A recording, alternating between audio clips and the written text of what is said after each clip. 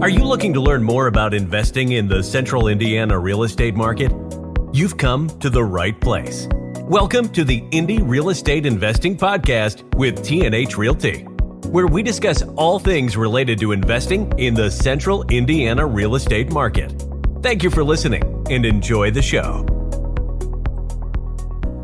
Hello, everyone, and welcome to the very first episode of the Indy Real Estate Investing Podcast with T&H Realty. I'm your host, Jeremy Tallman with T&H Realty. We are a residential property management company that services the central Indiana market. Our topic today is the 5 profit centers in real estate. And because of that topic, I thought it made sense to bring on our very own Devin Hicks from our brokerage group to discuss this topic. Welcome to the show, Devin. Thank you. Happy to be here.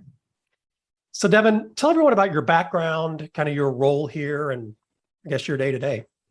Yeah. So I actually come from a marketing background. I started with T&H Realty almost 5 years ago now. They brought me on to do social media, blogging, content, web design, just really kind of get that going for the company. And as I started doing research and really had to do deep dives into property management and real estate and investing, I just got very interested in that aspect of it. So I got my license and started helping out with helping investors purchase and sell properties within the company. And so now I've been in this role full time for probably about a year and a half. So on a daily basis, I'm talking with investors.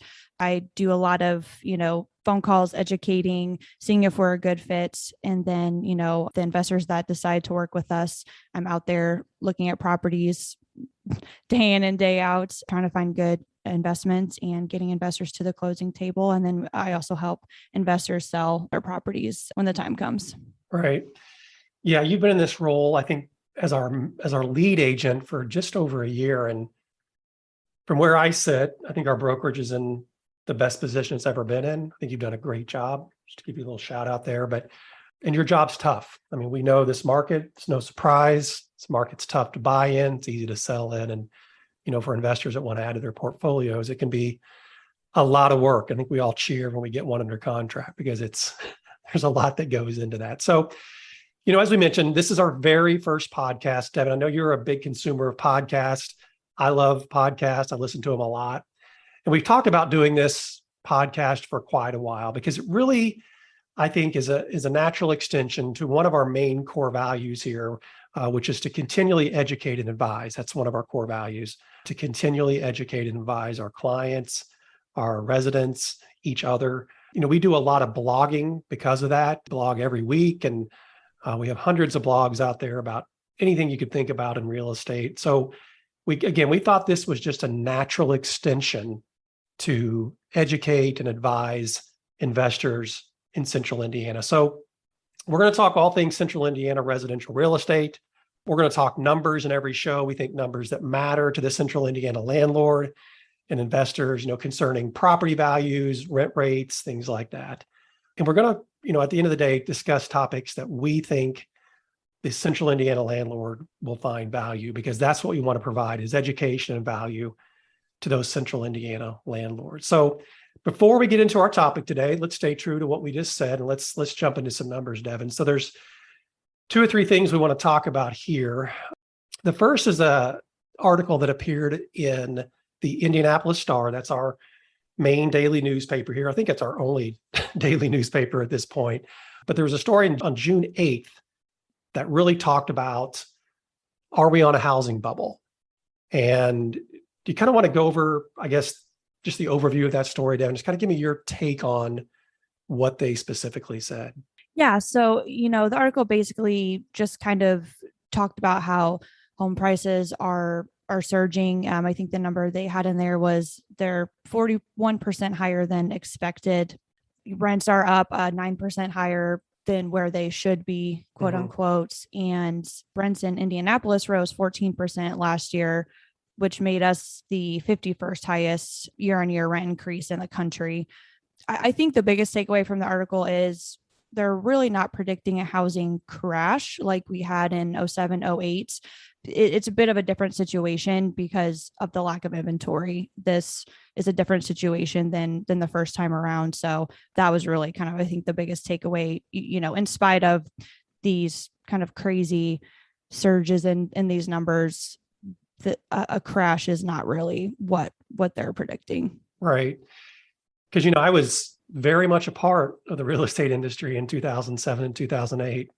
Scott Hallberg, my business partner, and I, we were buying properties. We owned a lot of rentals at that point. We were doing share of sales every month.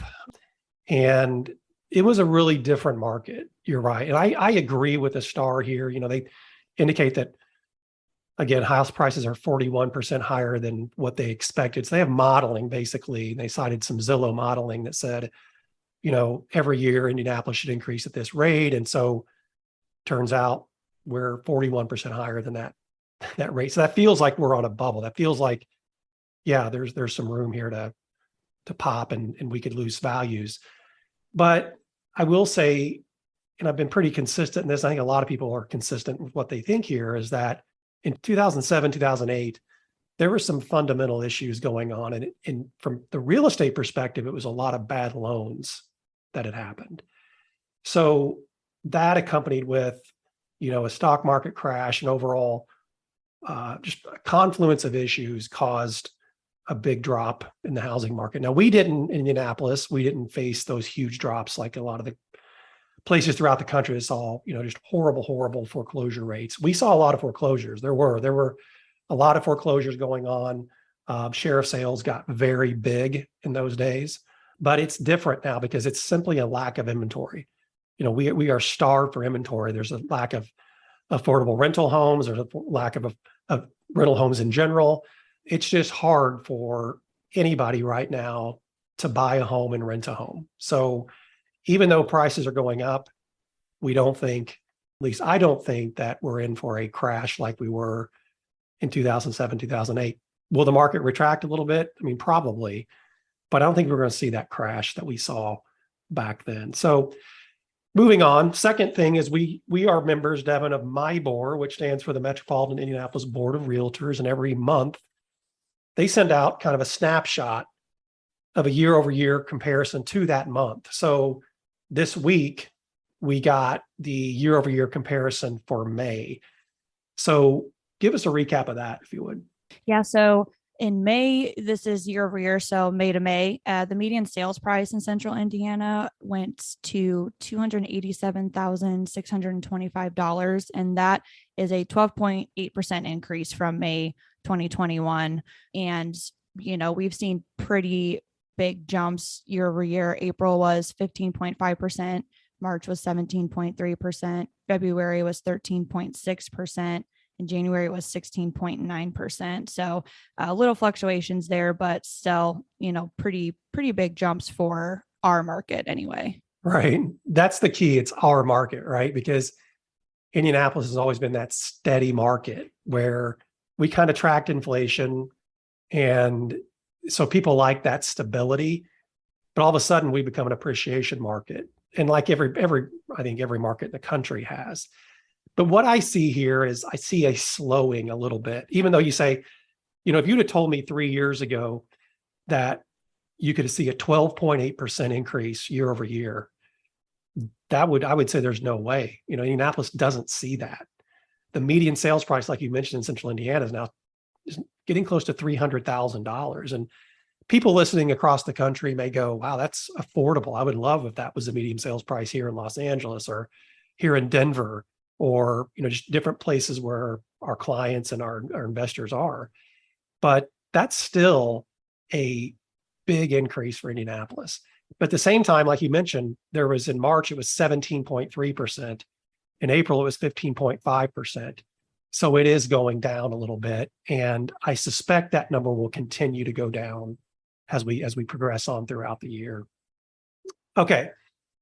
So again, we're increasing quite a bit. But at the same time, I think you're seeing a little bit of softening in the market.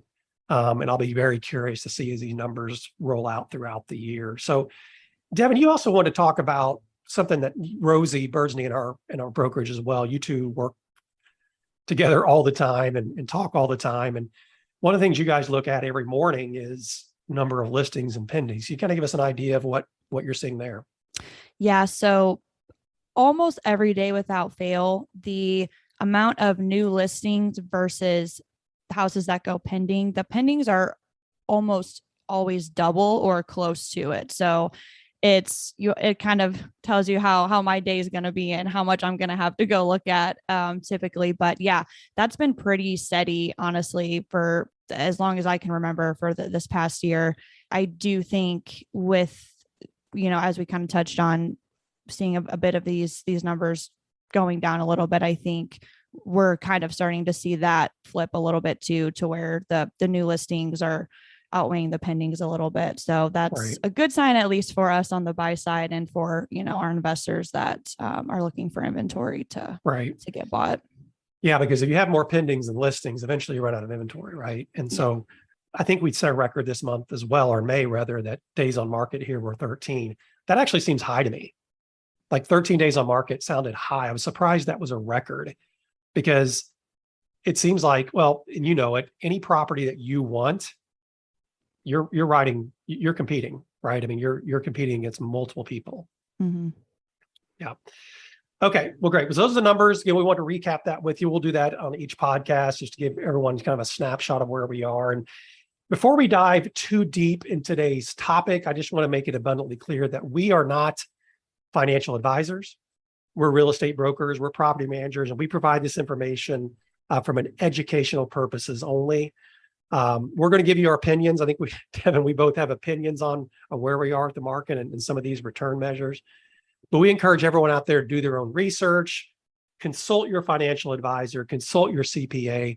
So we just want to make that disclosure before we dove too deep. So Devin, I want to go out on a limb here as we get into our topic and suggest that you likely speak with as many investors at least interested in Central Indiana than anyone. I mean, you talk to a lot of people. I'm assuming that's correct.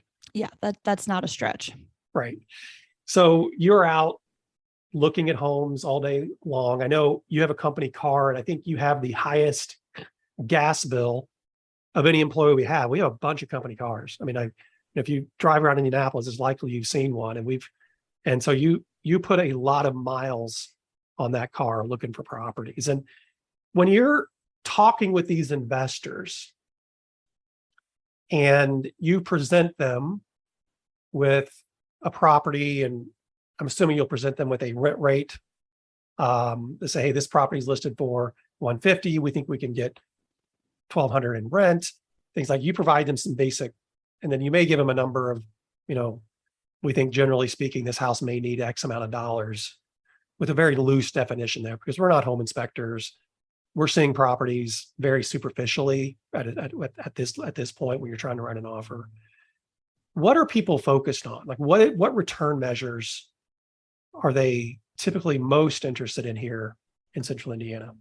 Definitely the majority of investors that I speak with, they want the cash flow. That's the most important for sure. They want to make money every month, and that's the goal. So definitely cash flow would be kind of the biggest metric that investors are looking at when they're running numbers and we're analyzing deals. Right. Because, and I get that. I mean, cash flow is important, and Indianapolis has been that classic cash flow market for years. When investors first started coming in here years ago, I remember hearing that it's like, wow, prices are so cheap in Indianapolis, and this 1% rule is so easy to attain, simple to attain, even with really nice properties. But as more institutional investors arrive and they're buying homes at a good rate, and prices go up, and rents, even though they've went up as well, they haven't kept pace with the pricing. We're starting to see that cash flow become pressured. Like it's harder, it's almost impossible, I'll say, to get that 1% rule in areas that, I'll say, in Indianapolis, let's say, in areas that are good areas, good school systems, good long-term plays. So I think this topic is really relevant today for the Indianapolis investor because it's important. And maybe some people do. I know some people do not, though, because I've had conversations with people that don't consider other profit centers in real estate. But there's a lot more to rental real estate than just cash flow. It's important, but there's a lot of other areas and I would argue are more important for people that are investing to look at than cash flow. So again, we thought this topic made sense because cash flow has been such a dominant part of how people look at the Indianapolis market. And we want to spend a few minutes going over the other areas of rental real estate because it's really competitive out there. So to kind of set the stage, again, there's 5 profit centers. This is not something that we made up. It's something that's been out there a while, but it is real estate offers 5 profit centers, and it's different than some businesses where there may just be one profit center, like the classic lemonade stand, for example. If you have a lemonade stand, you make what you sell. There's no other ancillary fees there. That's what you make. But real estate's not like that. So let's jump into these one by one. We'll start with the first one, which we've been talking about a lot so far, but let's go into the definition and some examples of cash flow. Cash flow is our number one profit center here. And Devin, go ahead and talk about cash flow and what that means and how it's defined. Yeah. So cash flow, at the very basic level, it's basically the amount of money that you're going to make after all of your expenses are paid. So basically your take home pay after, everything, maintenance, property management fees, mortgage, insurance, all of that good stuff. Yeah. When, you're just pretty much subtracting your expenses from your profit. And then, yeah, that's what you're taking home. Right.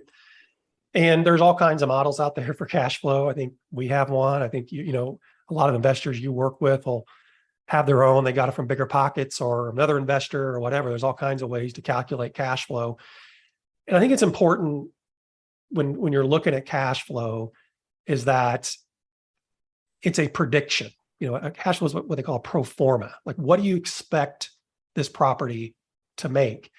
And you can pump in all kinds of numbers. You can obviously pump in a rent rate that, if you use a property manager, should be able to give you a really good range, a tight range, I would assume, on rent rates. If you got your mortgage in line, you kind of know what your interest rate's going to be, you know what your monthly payment will be. You can predict your taxes to a certain extent. Taxes are raising because valuations are raising. It's also really important from a tax standpoint to understand that if that homestead exemption's on the property here, when you buy it, then it's going to go away and taxes can increase. So make sure you consult your realtor about that. And insurance, you're going to know, and things like that. One of the things I think people don't do a good job when they do their pro formas is really measuring vacancy and then maintenance. You see some cash flow models with, expect 5 or 10% maintenance. Yeah, that could happen. It probably won't. And as you buy older homes, it won't happen consistently. You're going to be paying a lot more than 5 or 10% in maintenance. So again, it's important to realize that cash flows are pro formas, they're predictions. Devin, today, what is a really good cash flow number? Like I'm sure you've done some analysis even this week. What are you seeing that people are riding on from a cash flow standpoint in Indianapolis? To be honest, as of late, I would say on average, it's break even to maybe $100 and $150 a month. So if you had a property that on paper cash on a pro forma cash flowed at $300 a month, that's what, 25, 30 offers on it? Yeah, we would be jumping on that for sure. Right. So let's just use that as a quick example. So let's say it's $300 a month, and that's $3,600 a year. Okay, so your pro forma would show you're going to make $3,600 a year in cash flow. The issue becomes when your air conditioner breaks. And we're going through a particularly hot period right now here in Indianapolis. We're seeing 90, almost 100-degree weather, high humidity. Our phones are lighting up with down ACs or ACs that aren't, in the residents' opinion, performing well. So, and we've had some ACs that have just died, right? And it didn't start up this spring. That's going to be more than your $3,600 of cash flow. So that one instance is going to erase all the cash flow in an entire year. And it's not a matter of if that's going to happen. If you do this long enough, it will happen. You will have years if you have one property where you have negative cash flow. It's just a reality of owning that rental real estate. So won't spend a lot more time on this. I think people understand cash flow. I just want to throw in my 2 cents there as an investor myself, that cash flow is important. When you set yourself up, especially if you're a new investor, to be in a negative cash flow situation all the time, it can be a demoralizing feeling. So it is important, I think, at least at the outset, to try to achieve a break even or a positive cash flow. But again, that's just one area of this. So let's jump to number 2, Devin, and that is the number 2 profit center is tax savings. So Devin, talk about tax savings that investors get as a result of owning rental real estate. Yeah, so I am by no means a tax expert. I will lead with that, but there are a lot of great tax benefits for investors in owning rental real estate. There's things you can write off. There's, things that depreciate on the home itself. So there's a lot of ways. And, if you have a good CPA that knows rental real estate, I think they can really help you maximize some of these tax benefits and write-offs that can really save you a lot of money and help improve, your profit center. Right. Yeah, I think this is an overlooked profit center. I think, I didn't really consider it, to be honest, when we first started investing 21 years ago now, but it's a huge deal. And as you accumulate properties, you will see tremendous tax benefits. And again, you mentioned it earlier, Devin, it's imperative. Don't try to do this yourselves unless you have a financial background or CPA, then by all means. But get yourself a good CPA. Make sure your CPA does tax returns for other landlords and is very up to speed with all the write-offs that are available. And then that depreciation, that's a huge part of this as well, because real estate depreciated straight line depreciation over 27 and a half years. So every year you're going to get a nice write-off from your rental real estate. I would say, and I think people listening to this that don't invest may be shocked to hear this, but people who do invest will probably say, yeah, that's totally the case. I think it's impossible to make money from a tax standpoint when you own rental real estate. And people might say, well, that's horrible. No, that's actually good for your tax return. Because even if you cash flow well, let's say you have that year where you get that 3,600, everything goes great, you get that 3,600, you're probably going to break even or lose money when you factor in your depreciation that's involved with that rental real estate. So again, it's a huge, huge deal. It will save you on your taxes. And again, this isn't cash. This is tax savings. That's different. And again, be smart, do what you do well, but get that CPA in line and make sure they do run your depreciation schedules and advise you on what you can write off. And some people get pretty creative on what they choose to write off or throw toward their rental business. But be smart about it. Don't make yourself an audit candidate. And again, get that CPA involved. That's profit center number 2. It's a great profit center. Those tax savings are. Let's move on to number 3, which is principal paydown. Devin, talk about that.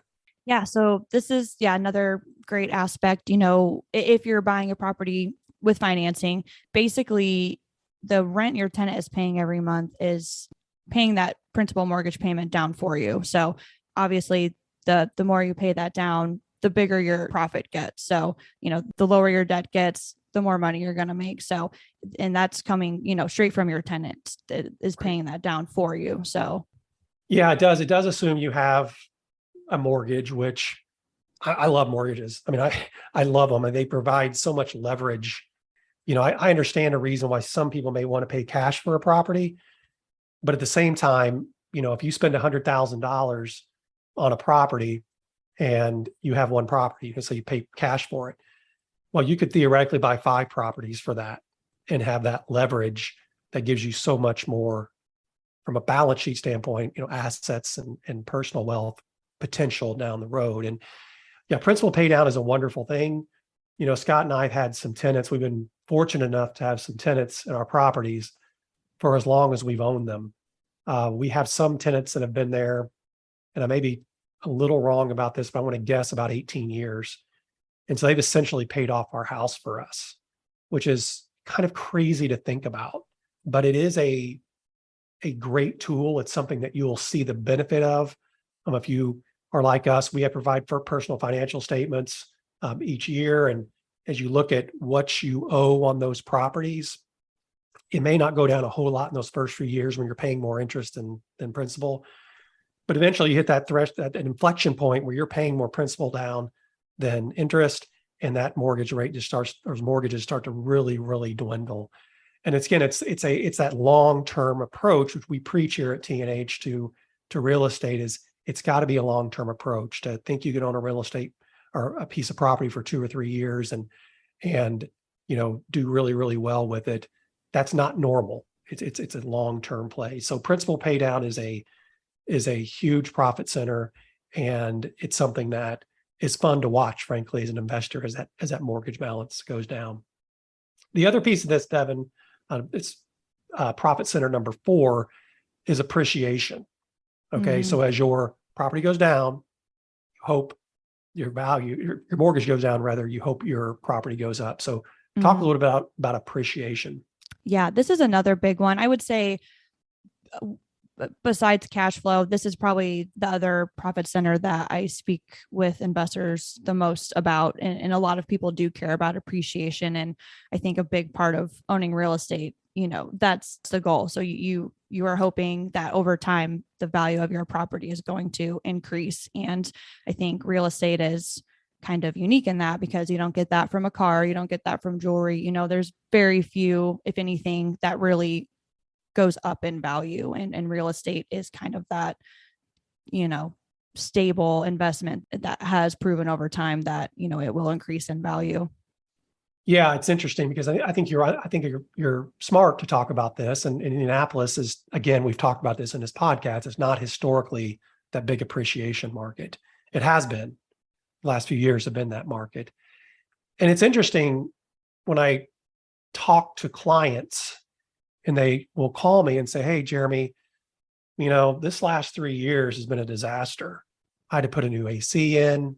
I had a roof that I had to replace, whatever." They've had a confluence of issues that have been devastating from a cash flow standpoint.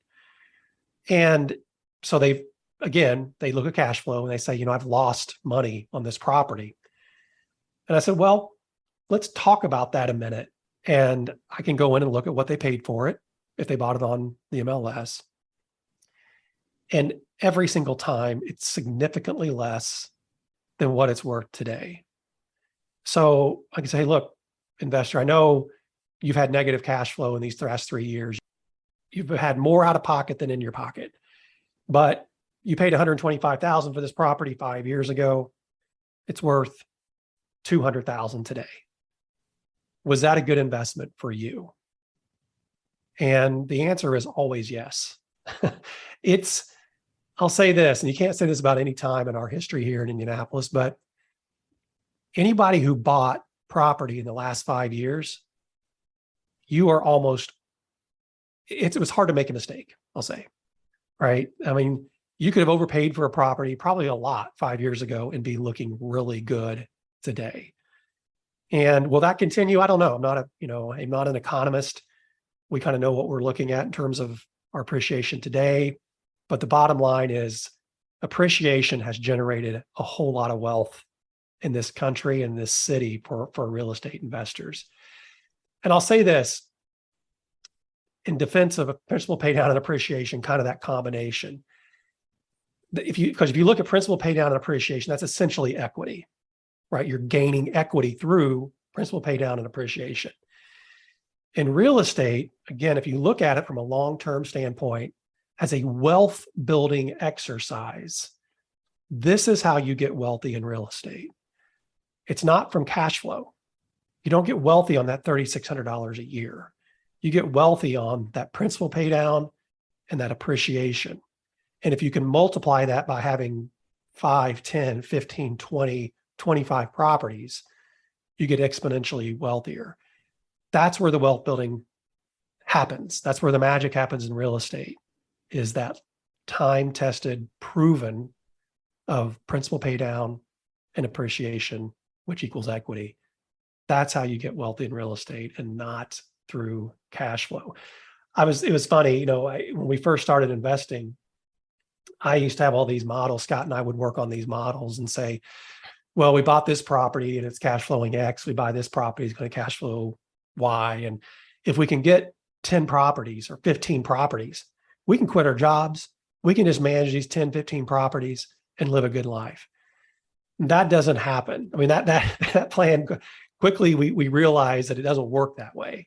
But now we're looking at the properties we bought 20 years ago and feel really good about where we are because of that long-term mentality that we adopted. So, okay, moving on. The last one, Devin, number 5, is inflation hedging. Talk about that.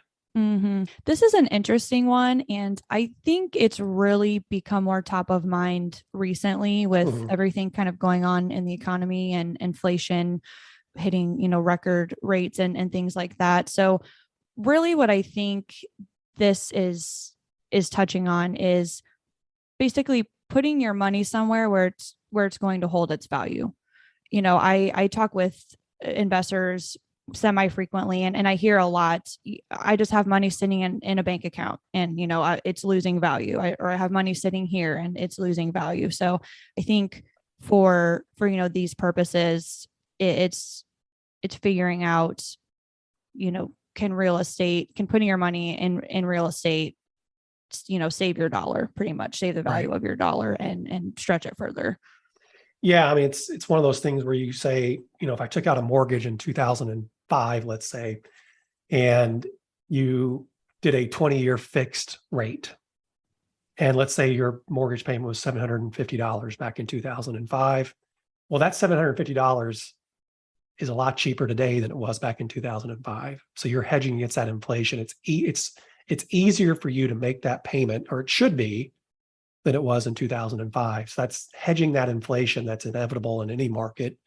We're seeing this at grand scale, Devin, in Wall Street, where these huge bond holders have shifted their money from bonds into real estate because they're literally losing money on bonds right now. Bonds aren't keeping up with inflation. So you're seeing this money, and we're not talking millions, we're talking billions of dollars that these funds are putting into rental real estate. And they're just telling people, go out and write offers, pay what you need to pay for them. I'm sure they have models and I'm sure they have caps. It's not an endless supply there. But it's like, we want to invest $1 billion or $2 billion in rental real estate across these X amount of markets. And so you're competing against them, right, Devin? You're competing against those corporate REITs every day because they're trying to hedge against this inflation that they're seeing and put their money in real estate. So you're right. It's a really relevant topic today. And we're seeing it at grand scale. We're seeing these really smart people shift their money from bonds into rental real estate. So, okay, those are the 5 topics. So I want to kind of end, Devin, on a question, because you mentioned it a little bit at the top, and I want to kind of circle back to it. Is it okay for investors to break even or have even negative cash flow when buying? Are you seeing your buyers make that leap where it's like, I know I may lose a little bit of money, but I think it's a good investment. I want to buy it. Yes, it's few and far between. Obviously nobody wants to go into an investment knowing they're going to lose money right off the bat. But I will say I have worked with a few investors at this point where, we run numbers, we're analyzing a deal, and, it might have negative cash flow year 1, but by year 2, it's going to be break even, and, it's up from there. So there are investors out there who I think have maybe kind of realign their expectations and their goals and have realized, there are other benefits to a certain investment, to a certain property besides cash flow. So they have made that leap and they are willing to kind of pull the trigger, even though they know it's not going to perform super well cash flow wise right off the bat. Yeah, that's interesting. And I don't think we'd have seen that a few years ago. I mean, you probably didn't. I mean, I'm assuming this is more of a recent phenomenon. Yeah, absolutely. So I think you're right. I think and we wrote a blog about this. I think there's 3, and I'm sure there's more I came up with 3 different reasons why someone may choose to buy a property with break even or negative cash flow. The first one is, I think it's their personal cash situation. We preach heavily that you need to have at least 3 months of rent in reserve at all times to pay for unexpected expenses. It's called you can call it a SWAN account, a sleep well at night account, whatever it might be the case. But if you have discretionary income each month, if you have savings to pay for unexpected expenses, then it could make sense for you to buy that property, even if it's a negative or break-even cash flow situation, because you may see something in that property that you like you said, Devin. Maybe it's, they know in year 2 or year 3, they may start making money from a cash flow standpoint. But again, I think the personal cash situation is important. The second one I would argue is your overall real estate holdings. Scott and I definitely considered stuff like this as our portfolio grew, is if we identified a property that we wanted to buy and pick up and keep and put it into our rental inventory, so to speak, as we got more and more properties, cash flow became less and less of a consideration. Because if we really liked a property, really liked the upside of it or whatever it is, then we said, well, hey, we're okay with a break even or very little cash flow because we have other properties around it that can support it, so to speak. It's the power of numbers. And so if you have 7 or 8 properties that are cash flowing really well, you can afford to pick up another one, even if it's break even cash flow, because it's not going to, overall affect you that much. The third issue is that, I mentioned it earlier, is that the property has upside. So if you buy a property that you say, this property is in distress, because we know it, we see it all the time. Landlords can be lazy. They can defer maintenance. They can not raise rent because they're afraid they're going to lose a tenant. So you got a property that, is just fundamentally worth less because there's deferred maintenance. It's outdated. It's got a tenant in there who's paying way under market rent.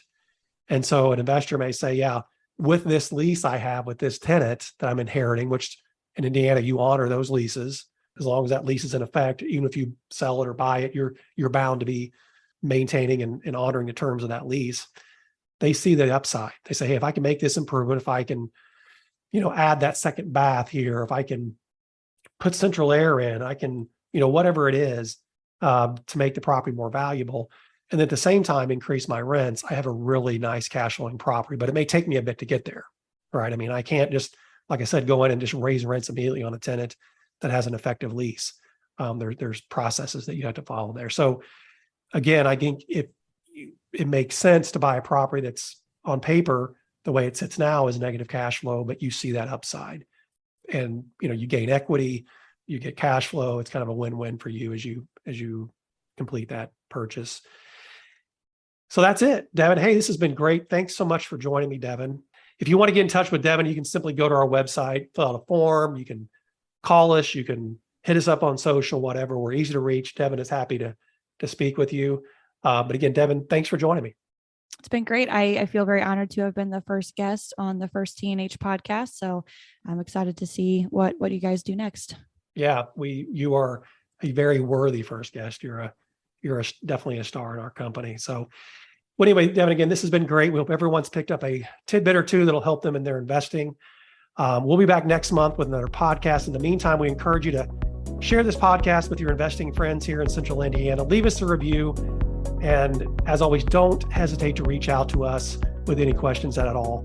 Until next time, thank you so much for listening, and please stay invested in your investment.